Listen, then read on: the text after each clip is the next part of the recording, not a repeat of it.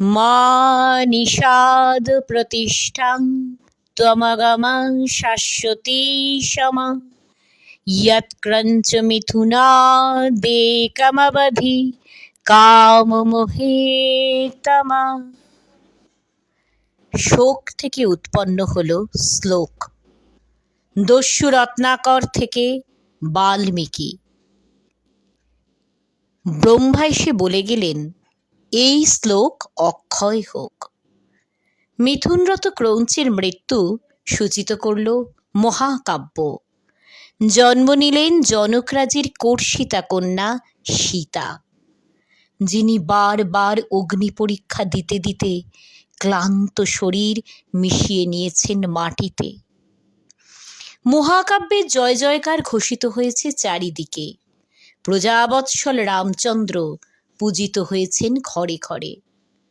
কেঁদেছে মাটি, কেঁদেছে বাতাস, কেঁদেছে মা।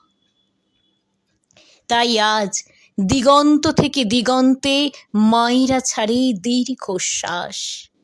প্রচণ্ড দাবদাহে চূর্ণ বিচূর্ণ হয় মাটি, ভূমিকম্পে কেঁপে ওঠে শিকড়।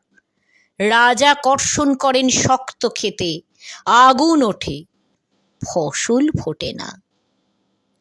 মনে মনে ভাবি শতাব্দী, এই তো উন্নয়ন। মাঠে ঘাটে পড়ে থাকে পৌরুষ, পাখির ঠোঁটে বিষ বৃক্ষের বীজ, পাতায় পাতায় বিষাক্ত ক্লোরোফিল। বাল্মীকি নিদ্রাহীন।